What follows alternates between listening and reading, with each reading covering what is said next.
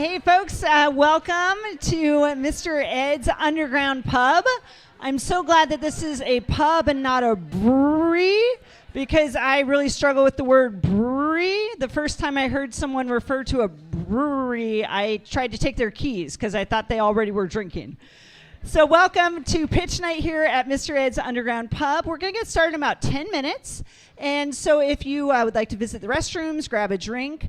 And don't worry, pizza will be continuing to come out. My friend here in the blue sweater, each time the pizzas come out, she's tried to go get it, and she keeps getting denied. So she's first, and then as the pizza comes out, so it will come out all night, so you can keep eating, and that will be happening during pitches and everything. So about 10 minutes, we'll get started with our first pitch, and we're so glad you're here this evening.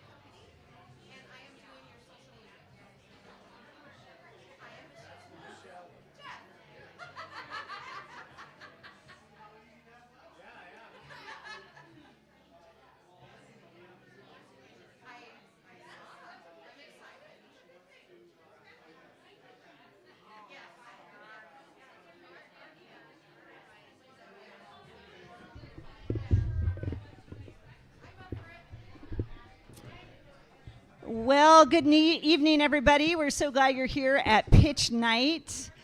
We are going to go ahead and get the evening started. Remember that you can get up and enjoy pizza and use the facilities and go to the bar and get more drinks throughout the night whenever you would like to. I'm Joanna Goslin, and I'm your host this evening. I work in radio. I work at K-Light in Coos Bay. Also, I perform stand-up comedy and get to host events like this. And tonight's particularly special to me because when I was a kid, I said that I wanted to be an inventor. And I think that's because I didn't know the word entrepreneur as a 5-year-old. My very first entrepreneurial endeavor was I took all the books in the house and turned them into my library and told my family if they wanted to use any of the books, they had to buy a library card from me. I didn't, at that point, kind of understand the community aspect of libraries, but I was going more at the video store model. So it's great to be here tonight to get to support small businesses. And Pitch Night is hosted by the Southwest Oregon Innovation Hub, referred to as SOE. Did I get that right? SOE. SOE exists to support entrepreneurs, small businesses, and community-driven innovation across Coos, Curry, and Douglas counties.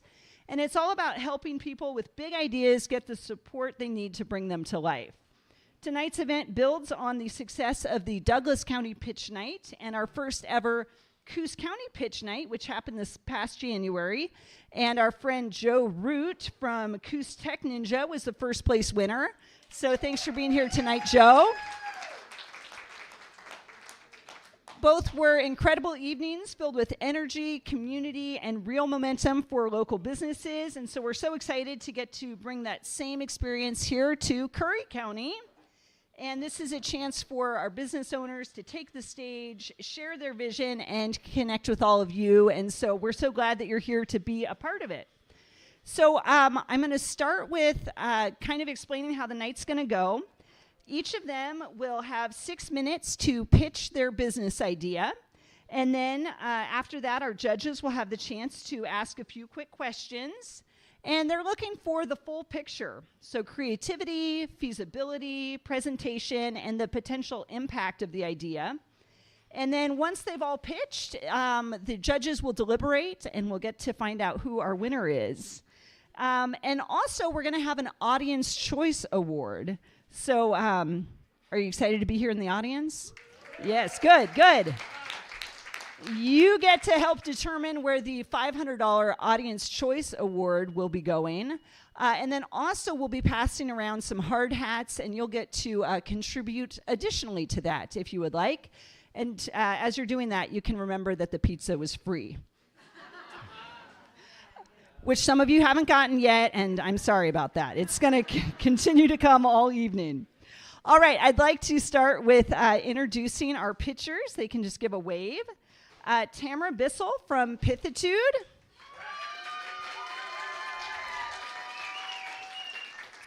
Linda Pope from Linda Pope Insight Systems. Mercedes Saez from True Steward. And Brian Thompson from Thompson Tree Service. Special thanks to our two coaches, Michelle Martin and Tanya Rasley. All right, we do have 4 illustrious judges this evening. They are... Illustrious is an okay word, right? Okay, good. Whoops. All right. From the Small Business Development Center, Gail Goldstone. From the Curry County Chamber of Commerce, Michelle Boobert. From Rogue Credit Union, Randy Mason. And from Valley Flora, Zoe Bradbury DeSura. We also want to give a, you don't have to do that, you're good. If you do that, then I'm going to do that, and I'm going to fall over. I'd like to thank our sponsors, Southwest Oregon Community College, Southwestern Oregon Workforce Investment Board, South Coast Development Council, and unfortunately, the West Coast Game Park had to pull out for sponsors. Oh, okay, all right. I drove by there on the way down, and I thought I should incorporate them, and I guess that was the wrong choice. Okay. Also, special thank you to our photographer, Stephanie Eaton from Candid by Stephanie. And a half-day session with her is included as one of the prize packages, so that will be wonderful to see who wins that. And also thank you to Travis Cooper, our filmmaker, who will be filming this evening.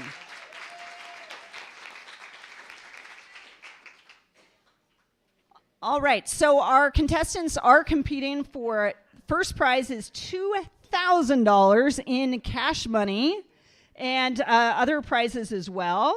And I think that's worth it, right? Yes. Yes, good. All right, well, let's go ahead and hear it for our first pitcher from Pithitude. Please welcome Tamara Bissell.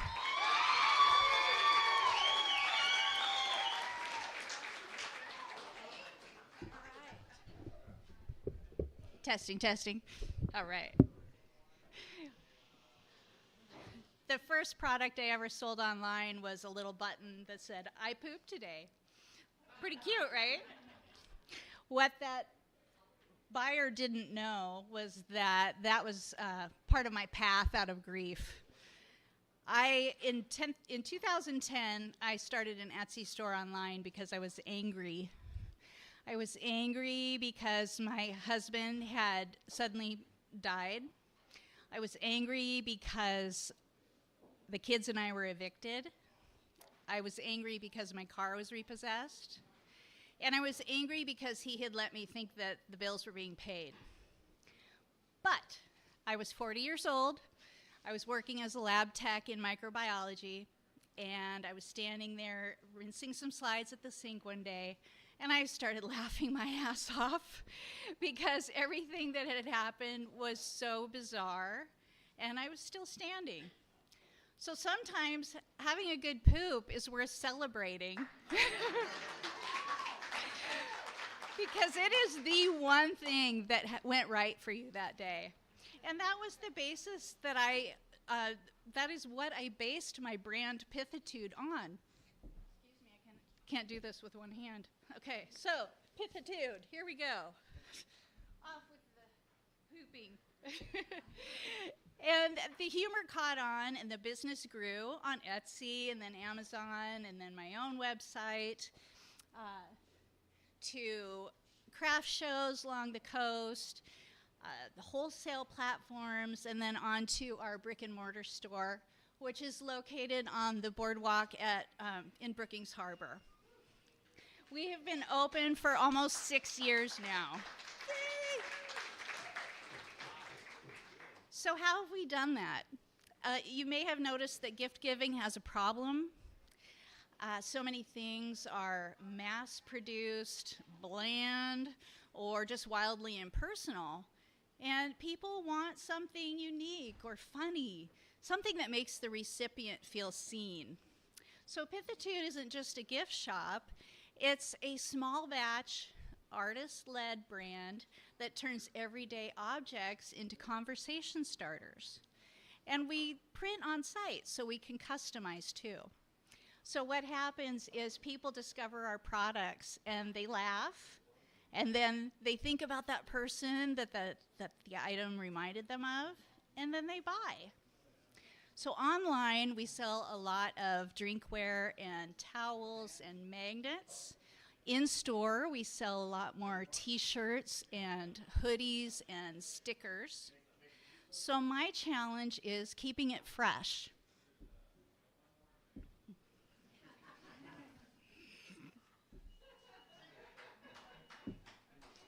How's my hair? Nice. So over the last year, I've seen a softening in our two of our core categories, which is drinkware and dish towels. And that has negatively affected the hours that my employees get for production. So I've had to think of what else could we be making that people would want. And over the last few months, I have cracked the code on how to make and print, hardback journals. Perfectly portable, cheerfully colorful, consumable journals. So if you write a page a day, you will need a new journal in 3 months. Guess who's going to have a fresh new design on a journal for you when you're ready? Pithitude is. And what if you are running a summer camp and you want to introduce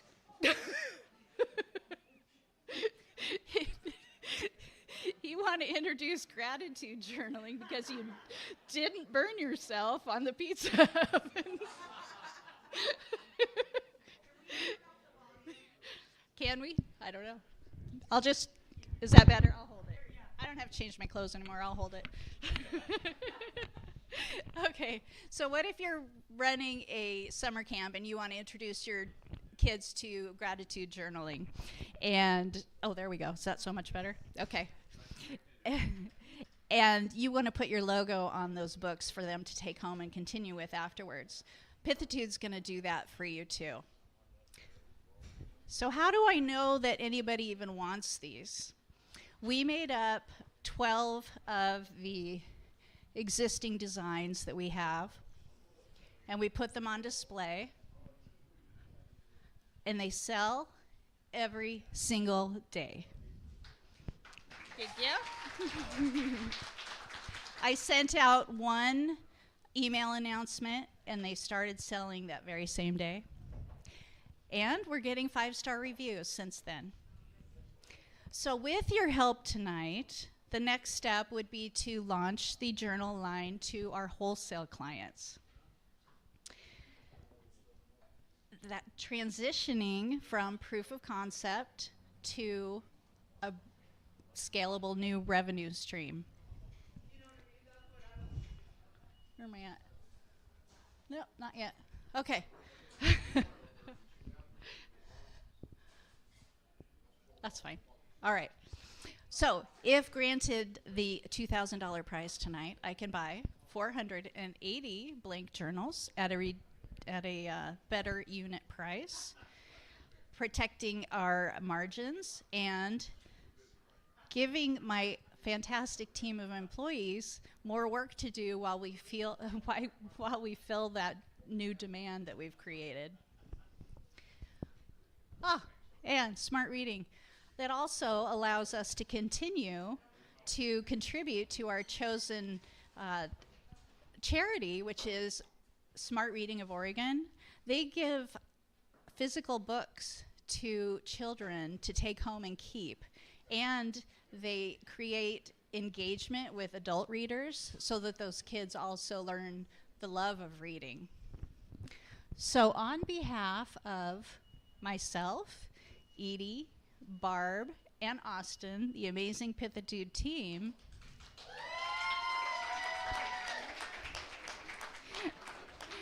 we thank you for your support of a brand built on laughter, resilience, and a really good poop. Thank you.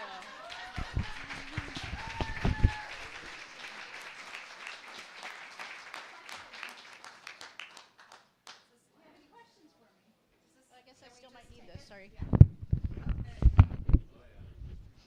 Thank you, Tamara. I appreciate you being here. Gosh, you really gave a well-rounded speech. I like it. I love that you gave the numbers. So I congratulate you on all of that. You did a really good job, honey. Thank you. You did.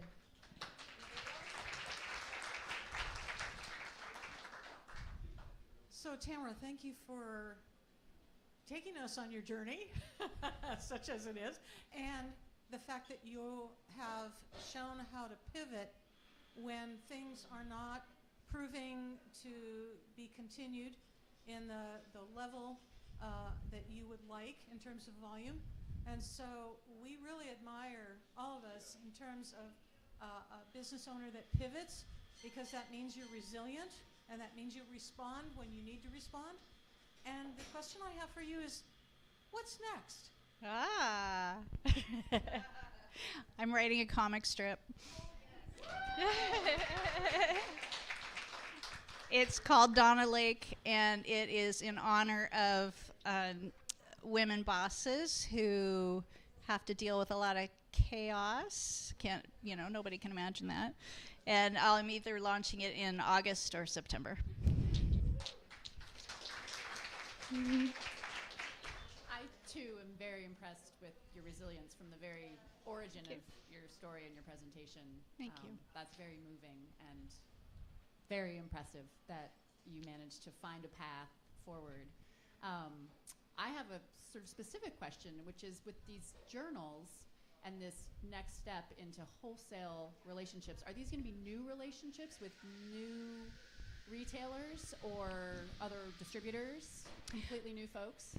So I have existing wholesale clients across the country.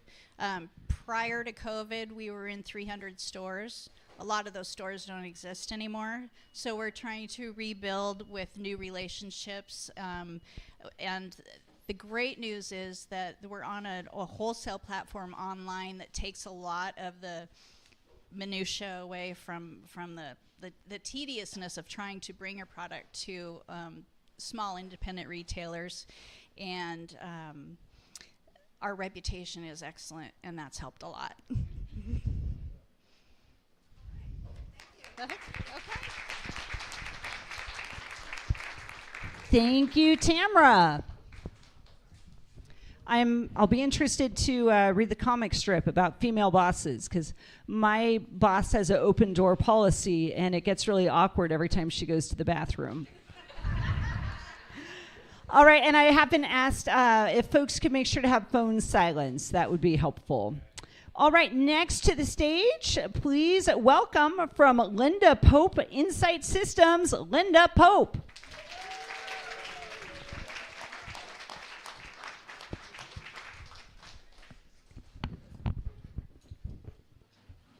Hello, everyone. So, oops. Oh, we got to turn this on too. Is that better? No. Hello? That's better. Okay. So, my name is Linda Pope, and I was the first woman in my family to go to college. And I also was lucky enough to go to Harvard University for my first graduate degree.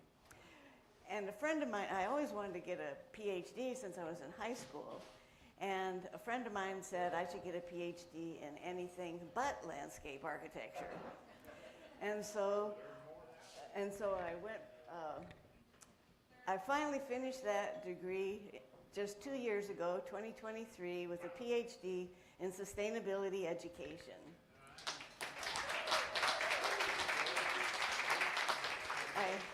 I have a second master's degree in plant physiological ecology from the University of Maryland. And it was a combination of that degree with the landscape architecture degree that led me to sustainability. Part of that PhD program, I designed Paved Paradise, a tiny house eco-village board game. And it teaches us how to live sustainably as well as social responsibility for the homeless. And that happens by designing tiny house eco-villages within our own neighborhoods.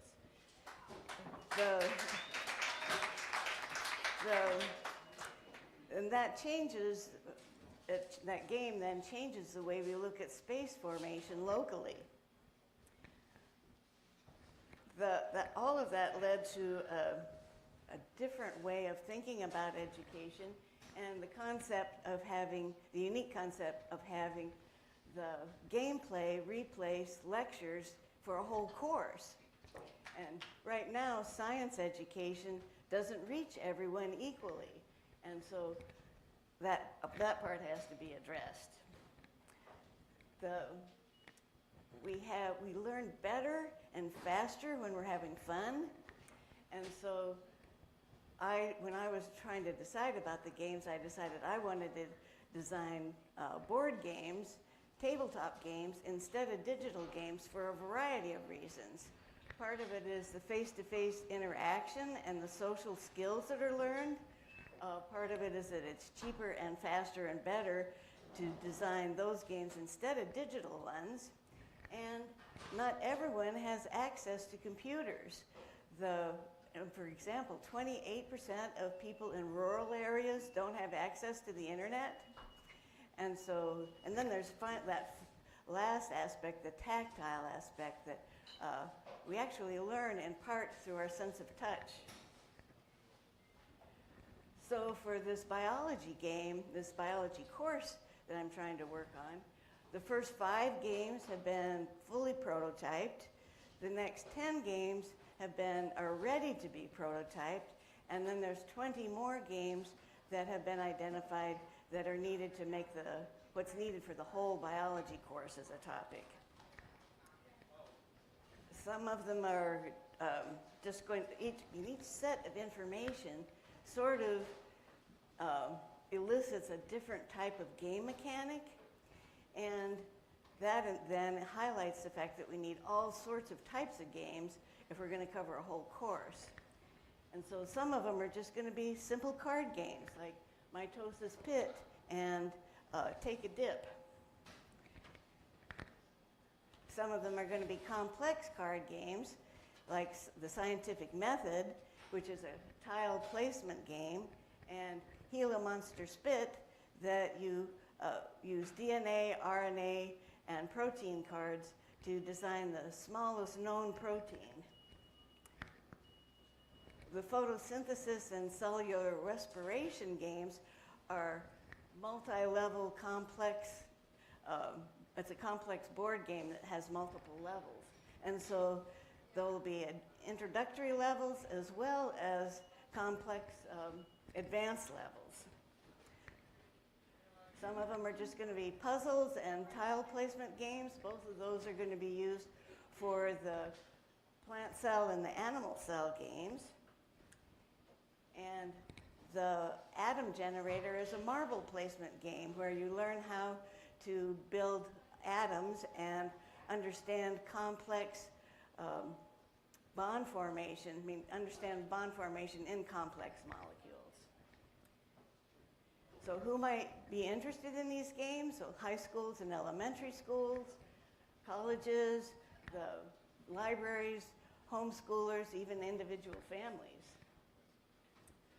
So my education has been a strong foundation for this type of a project, but also I taught biology as well as a variety of other science courses at the college level, and I did that for 23 years. And before that, I had my own business, the Lee Shore, where I wore every hat. It went from a shop to a nationwide wholesale business over the course of 7 years. And since I wore every hat, from the president to the artist to the manufacturing and all the way down to who takes out the garbage. And that gave me a different perspective on how to look at business. So for this project, since I've had that previous experience, it sort of has told me that your activities get divided. If you're trying to maintain full control, then your attention gets divided, and so you really need to focus. And so for me, for this project, I feel like I should focus on the game design and prototyping and find a business partner that's interested in covering the rest of the activities that are needed. So for 30 prototypes for the first 5 games, $8,500 are needed, and for the next 4 games, an additional $7,500 is needed. So for the first 9 games, you need between $8,500 and $16,000 for those games. And the games would be used to find the business partner, to play test the game, and to have a small amount of stock available on the website. So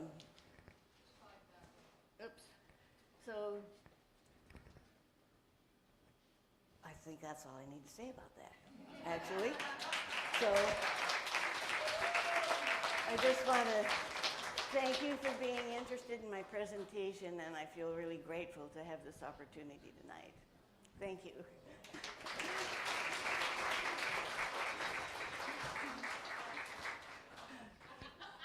Yep, I'm watching. Thank you, Linda. Coming from a high-tech background, I find this very refreshing for people to sit and play a game and learn in front of each other. So thank you. I really appreciate it. Thank you.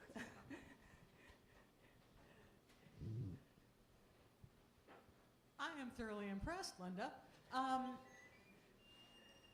The advancement, because I'm a college instructor myself, and I see a tremendous need for hands-on instruction, kudos for advancing through what is commonly done and addressing instruction and education from a way that is so much more effective. I appreciate that very much. Thank you so much.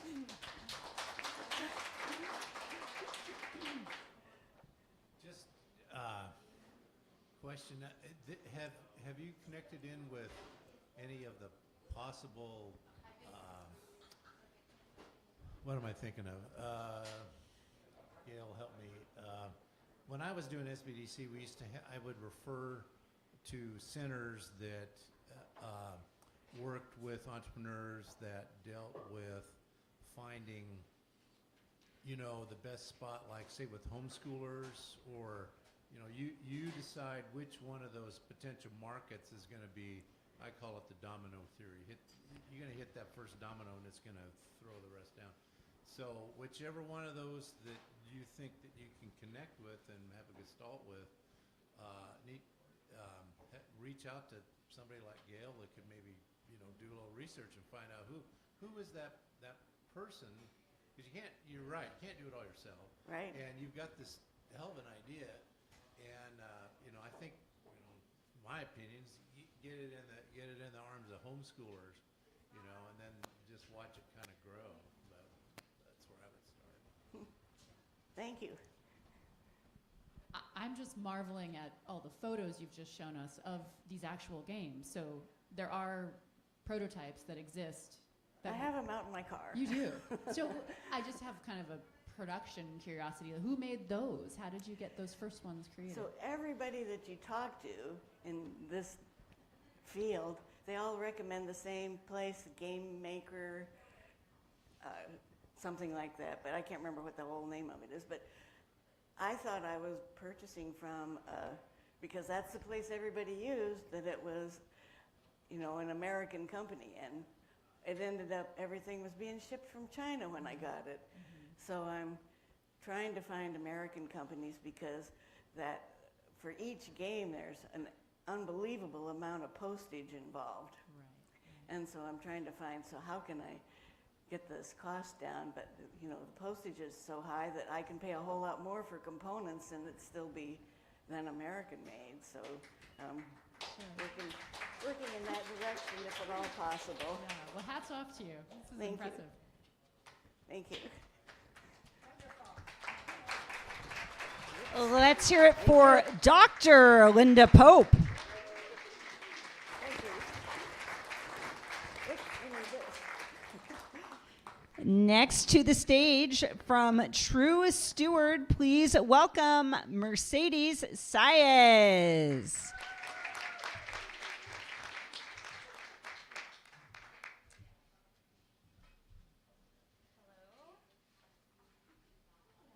Thank you all for this amazing opportunity. Turn on the mic. Oh, right. Hold that. Intermission. Hello. Hello. And thank you all for having me. Thank you for this opportunity. My name is Mercedes, and I'm starting a property management company called True Steward. Yes. I was 7 years old when I moved to Oregon. After a lifetime of moving from city to city, state to state, country to country, from trailer to apartment to house, I was finally offered an opportunity to leave my big city of 15 years and move down to a small coastal town that I had never been to before to find home, purpose, and community. So I took that leap, purchased my first home, and rescued my handsome pup, now named Ronaldo, as we all moved into our new house together. Also seen as Yoda, my cat. Did I go? Yes. I felt that double click. I didn't grow up just chasing one title or role. I very much desired variety. I was interested more in how things worked and where I could contribute. I've always been someone who thrives on variety, responsibility, and meaningful connection. It shaped the way that I do both my life and business. This is how I ended up starting the company True Steward. My first big project when I moved to town was like no other. I had to combine my organizational skills along with my newly developed construction skills and use those to renovate this 5-unit apartment complex to the specifications of my investors. That's right, plural. Utilizing as many local contractors as I could to both boost the economy. That is why I had moved to town. The intention of the investors was to help boost the economy of this small town, but also to help save on costs. After completing this project, we tested out a few nearby property management companies. I sent them detailed specifications on this building, all right down to the batteries that needed to be changed for the laundry room door. Ultimately, the investors came back to me and asked me if I could take over management of this property, and I said yes. Whew, very exciting. This is my first official rental property as of May 1, and thank you. While there had been 2 vacant units at this complex for almost a year, I was able to fill both of these units within a month. Now, there could be some argument about whether I filled just 1 or 2 of these units. However, the property management company decided that they were terminating their services early with us since they knew it was coming to an end, and decided to shred an incoming tenant's check, cancel their accepted application, and then tell them someone was going to call. So this person was left feeling homeless for a moment until I called the next day to check in to see what happened. So not only did they do that, but when I followed up with them, they didn't have any of the leases from the existing tenants in that property, which then pushed me to reach out to the prior property management company before them to get those leases, which I did. And because of that, I have another friend and potential mentor in the industry. Then interest rates went up. When work slowed down, and you can see a couple of my other projects here, I did tear down a building to build a parking lot. I'm sorry, but it needed to come down. It was falling over. So yeah, when work slowed down, I didn't leave. I leaned in. I took on 5 part-time jobs to stay engaged, and essentially I saw the gaps in the community and I filled in where needed. You'll see photos of me here bartending. I work for a landscaping company. I jumped in for some catering at the cafe scene. Oh, I skipped 2, didn't I? At the cafe scene below here. And also was a project manager for the local city government office.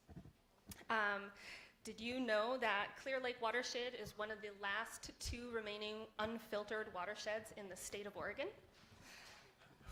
Fun fact. In high school, oh, here we go. You guys were all ready for this one. In high school, I used to work at the same family practice group that my mother did.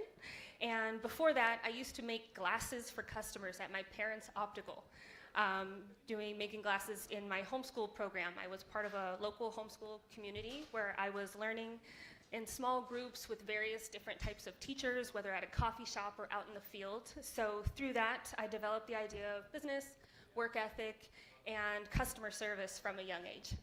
I have 8 years as an executive assistant experience, along with notary, and 1 year electrical apprenticeship experience with the IBEW. That's me in the floor there. I am a licensed contractor, leading 2 years of construction management, which were the buildings you've seen here.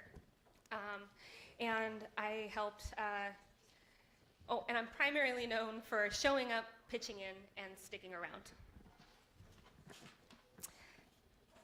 Oops. I truly have fallen in love with my community. Volunteering where I can, and I joined the Main Street program to help promote our local area and our local businesses. Thank you. You'll often see me walking this downtown area. The Highwater Cafe building here is one I helped renovate. I currently work in that building and manage the offices above the cafe, so I get really yummy coffee every day. But you'll often see me walking down this downtown strip, either stopping to talk to business owners or fellow community members walking their dogs, or just stopping to pick up a piece of garbage, because I truly love keeping my community clean and cared for. So what I need to grow, I'm in the getting started phase, as you heard. I'm hoping to establish my business and make enough money to save up for a new car. I just celebrated 10 years with my car. And the same goes for my laptop and my phone. I take very good care of my property. So my goal this year is to get a new phone to ensure I will be able to be reached, and also a business laptop to better manage my accounts and the security of the information coming in.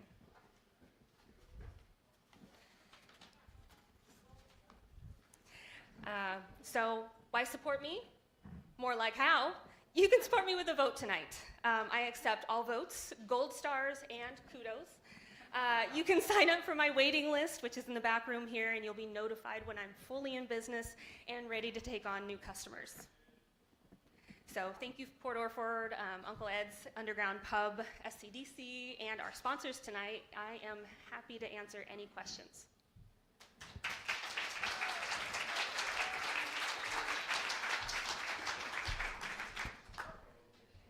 And thank you, Joanna. Oh. You're welcome. And do we have some questions from the judges? Kudos for being a part of Main Street. Thank you. Appreciate that, Randy. Anyway, that's good. Thank you. Oh, and a shout out to Joe. Your winning slides were truly inspiration to us all. So thank you. Thank you for coming out. I really appreciate what you have, showing up for your community. It's really important. Not a lot of people do that, so thank you. Thank you for showing up. Thank you. I love being here. Okay. All right, let's hear it for Mercedes. And she mentioned the back room, also known as the pizza room, and that's where she's got a sign-up sheet if you're interested in getting on her waiting list for her property management. Also, I think that Linda had some of her prototypes out, or you can take a look at those as well. All right, our final picture for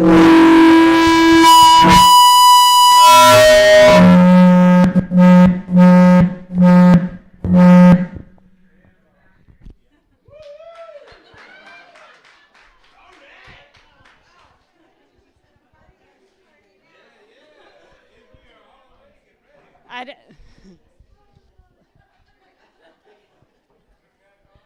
don't know what the... So, is it on now? I don't know what I did there. Yeah. Ah. So apparently this can't be. Ah. So it's Check 1 2. Let's turn that one. Is there one that works? Maybe?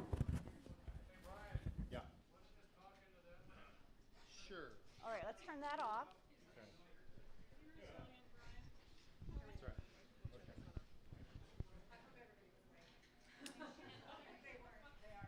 And that one's Check 1 2. directional, so it's, Okay. just speak right into it. Check 1 2 2 2 5 4 3 2. Everybody here?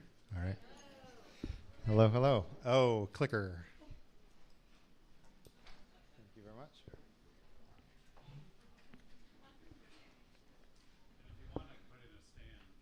I think this is okay. Yeah, thank you.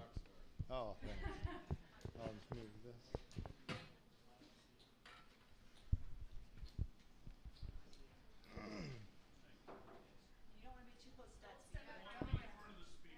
This is good? Don't move! Yeah. Okay, got it. My feet are planted. Here we go. Good evening. There are few things as catastrophic to a homeowner as having a tree fall on your house. My name is Brian Thompson. I live here in Port Orford.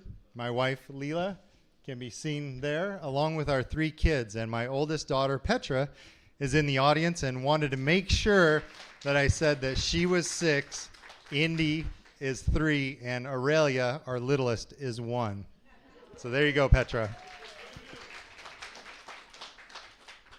So I own Thompson Tree Service. We specialize in technical removals, limbing and pruning, and view restoration. What you see here was what I came to after a phone call saying, hey, I have a tree down on my garage. Upon arriving, I then saw a row of trees that were right next to same said garage. And the homeowner informed me that the neighbor had just cleared the entire lot, less this thin row of trees. And there was winds, south winds, as you know, come south to north, that were pushing right into the garage. And based on the lean of the trees and the wind direction, I said, these need to come down as soon as possible. That homeowner was not able to contact the neighbor, and a week and a half later, 5 trees were down on the same garage.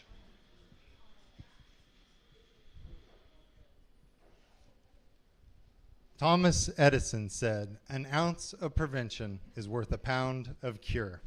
And another quote that we used as I coached until our youngest was expected, coached for Driftwood Elementary and Pacific High School, and we used a culture of excellence as a term. And third, Henry Adams said, a teacher affects eternity. He can never tell where his influence stops. 2 key organizations that basically in 2017 is when the business started, and in 2018, based on years of previous experience in the tree industry, then was able to apply and test for a certified arborist. The TCIA, and you're getting some tree knowledge here, TCIA is the Tree Care Industry Association. So think of it like this. ISA, International Society of Arboriculture, is all about trees, tree health, roots, branch structure, species of trees, everything trees.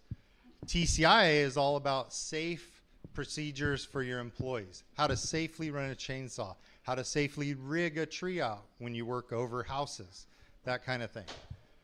Within those organizations, and in the last few years, have been able to do what's called TRAC, which is a tree risk assessment test.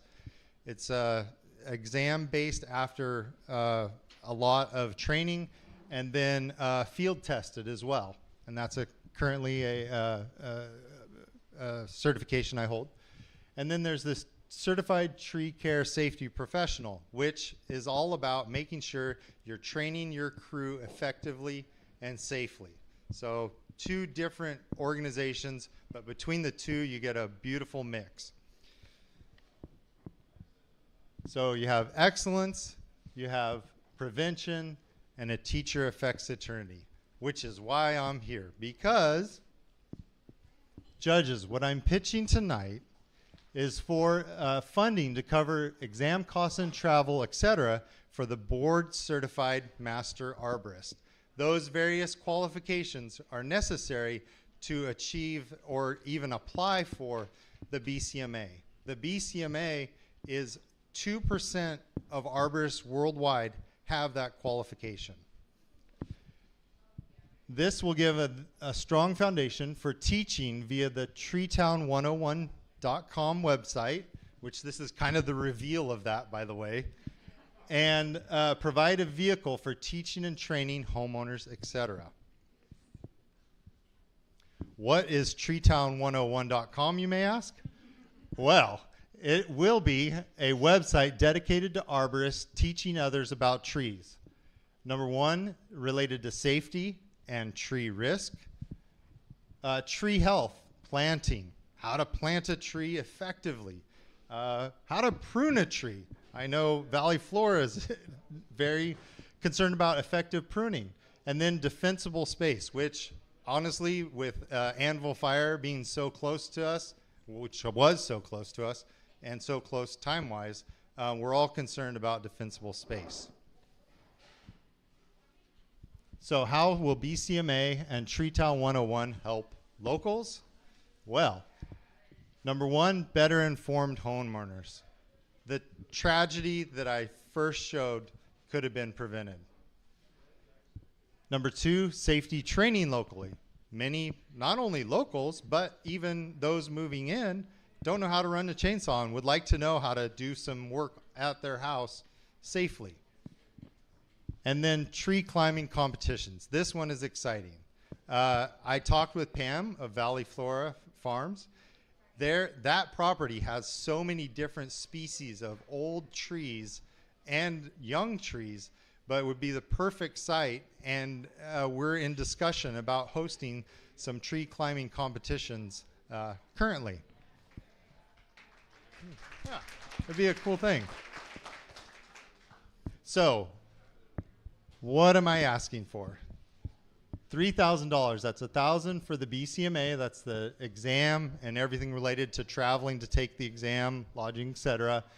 $1,000 for the Sennheiser wireless microphone system.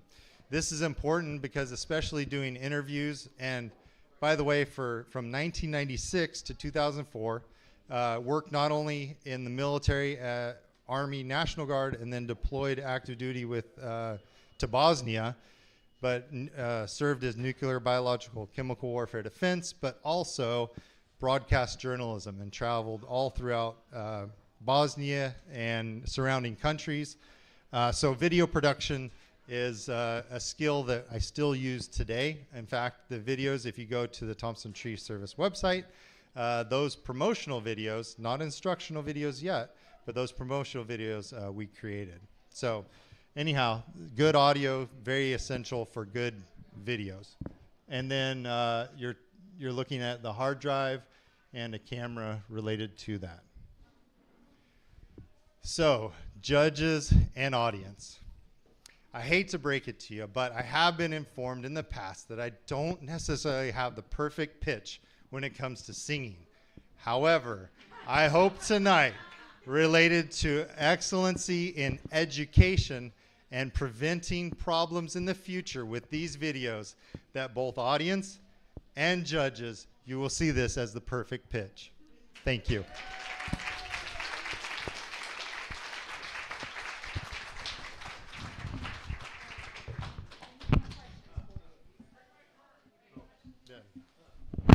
Sorry.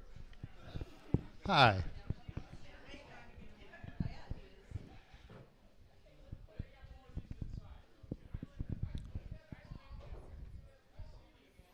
What is your philosophy in terms of maintaining trees in general? How do you feel? We're in Tree Town, right? I love that name. So, how do you approach an evaluation of trees? Well, I think first off, to answer the first concept, it's interesting because having a tree service, you're obviously cutting down specifically hazardous trees. You're doing it over houses, etc. But I find more and more I'm an advocate for trees. and find myself saying, and I'll tell you specifically, told a homeowner, I will limb these trees, but I will not remove these trees. Why? Because it's not you. It's not even generations after you. Sorry. But this is important for this bluff that you're living on, that these trees remain. And because I lost sleep over this, like, how am I going to, like, he had the full ability to, so did I. But I said, I'm not doing it. There's guys that will, but that's not me, based on what you have. And to answer your second question related to analyzing trees, it really is, there's key concepts. If you don't take anything else away from tonight, if something's close enough to hit your house, it's an inherent risk. But beyond that, there are things that you can look at. One thing we find is roots that have been excavated. That leads to a lot of compromise in the structure of the tree. So there's many aspects, disease, etc. You can look at the leaves.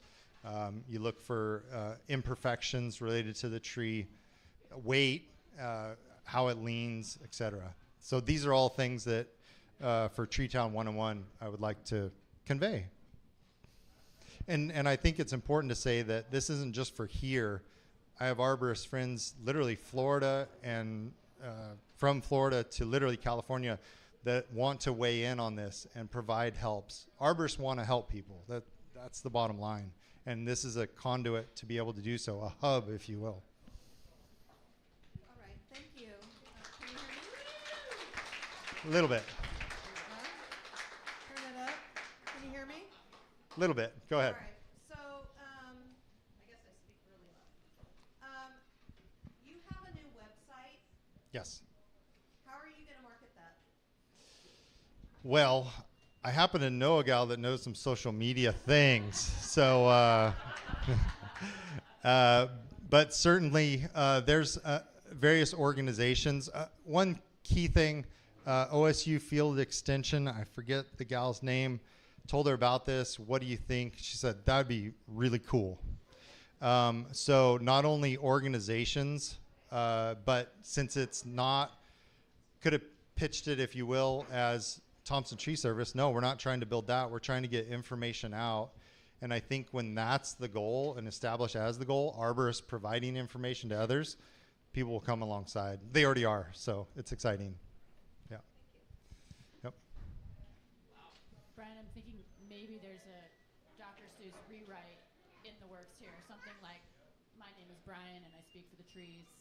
And teared up. The tree whisperer.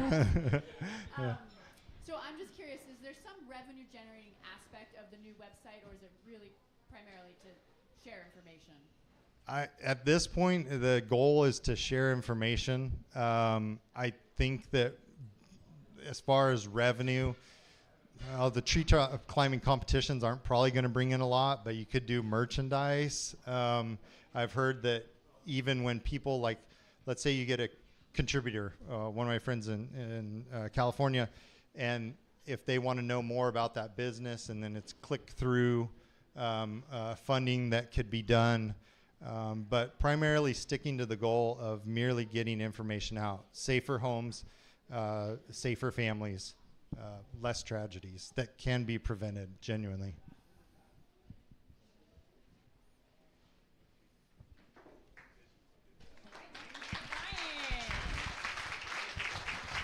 All right, that is our final pitch of the evening. And so I believe we are whisking away the judges. Is that our next step? Judges being whisked away. And while they are deliberating, we do have more pizza. I saw some folks getting that, so there is still more pizza available. Also, are we doing the hard hats now? All right, and so one of the features of this evening is the Audience Choice Award, and there is $500 that's already been committed to the winner of the Audience Choice. And then also we've got some hard hats here that are going to be passed around, and if you would like to contribute, that can get put into the hard hat, and then that will go to the audience choice winner as well. And so if you have been to the pizza room 4 times, I expect you to put some money in there. I'm not judging anybody, I just noticed. And 3 times, though, you came back with an empty plate, so that probably doesn't count. So we'll be passing around those hard hats and taking a brief intermission. Our judges will be judging, and then when we get back, we will vote on audience choice and find out who our winners are this evening. So those white hats, hard hats, are going to get passed around starting now.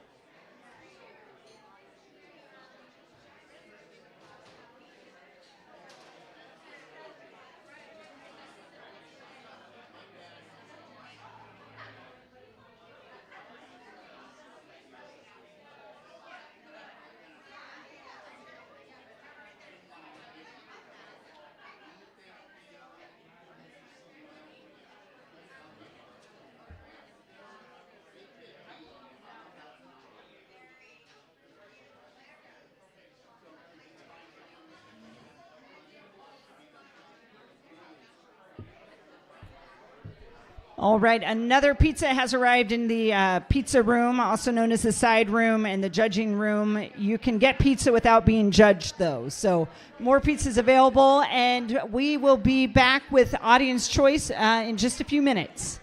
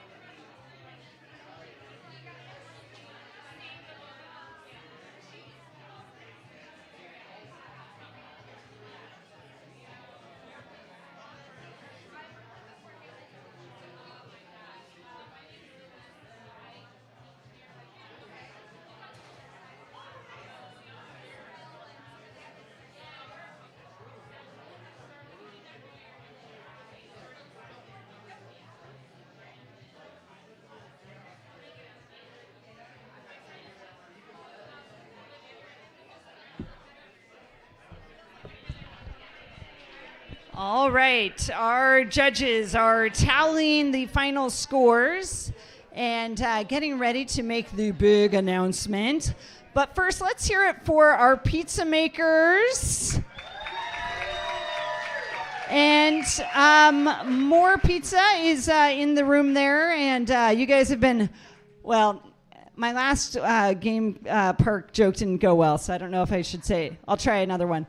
You guys are hungrier than the tigers at the game park. I know. It's good that they're closed. Hopefully you can follow the animals on Facebook and like see where they land, and they're getting better homes and all that kind of thing. So anyway, I promised myself I wasn't going to get political, but that was it. Okay, so we are going to be getting ready for audience choice, and the way that works is via your phone. And so you are going to be. We're going to have a screen like this. And as you vote, it will be a live vote. You'll see the votes tally as we go. And it's going to be on your phone. We don't want you to vote yet, though, because when we're ready, we're going to all vote at once and see who the audience choice is. We did collect $246 additional dollars. Yes. So our audience choice winner will be leaving with an additional let's carry the $746. Sometimes I get to use that business degree of mine.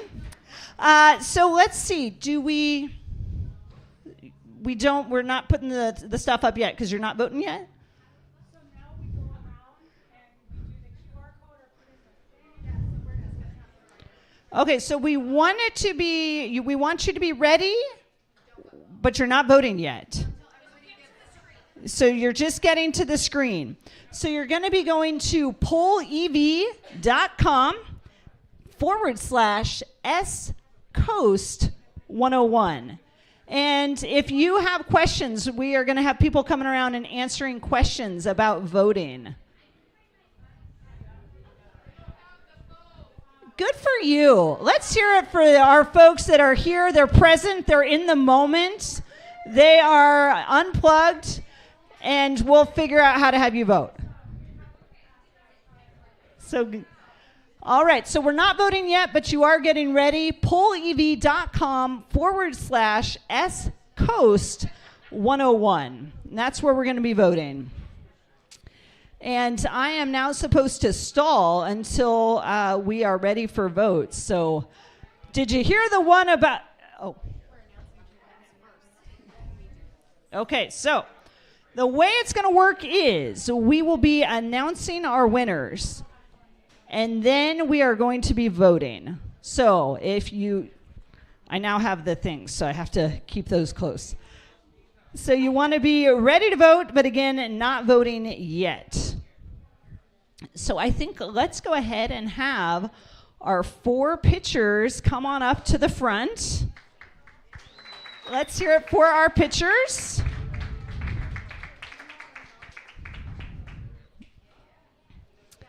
And you can face the audience. We've got Tamara Bissell from Pithitude. Dr. Linda Pope from Linda Pope Designs or Insights. Mercedes Saez from True Steward. And Brian Thompson from Thompson Tree Service. All right, our 4th place winner, who will be receiving $500 and a 1-year chamber membership, Mercedes, with the big check. I don't know if you want me in your picture with your check. There we go. All right. In 3rd place, and we'll be receiving $1,000 and a 1-year chamber membership, Brian Thompson from Thompson Tree Service. Okay. So one of these 2 remaining pitchers will be in first place. and one will be in second place. I'm having flashbacks to the time where Steve Harvey announced the wrong winner of Miss Universe. I'm not going to do that. I'm going to go ahead and announce our first place winner, who will be receiving $2,000, a photography package from Candid by Stephanie, and a 1-year chamber membership. Tamara Bissell! And that means that Dr. Linda Pope is receiving $1,500 and a 1-year chamber membership.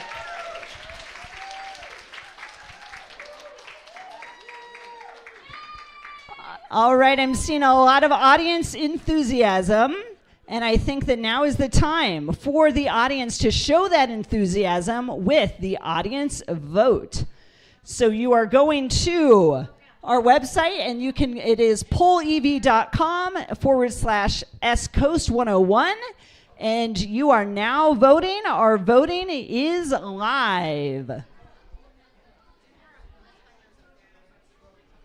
There is a timer. You've got 1 minute and 40 seconds now.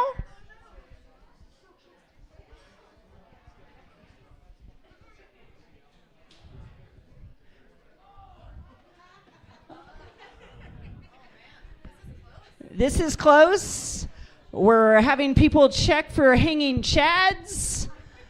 That's a joke for anybody as old as I am or older. Thank you. Thank you. All right, 1 minute and 12 seconds left. We have a tie at the moment. Make sure.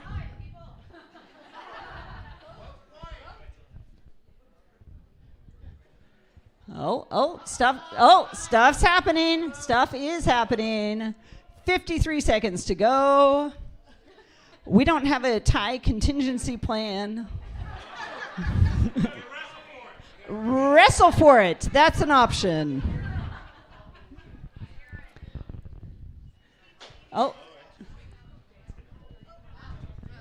35 seconds to go. I didn't vote yet, and now it's going to be awkward if I do.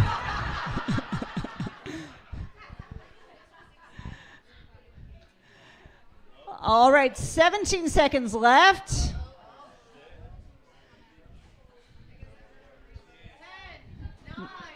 8, 7, 6, 5, 4, 3, 2, 1.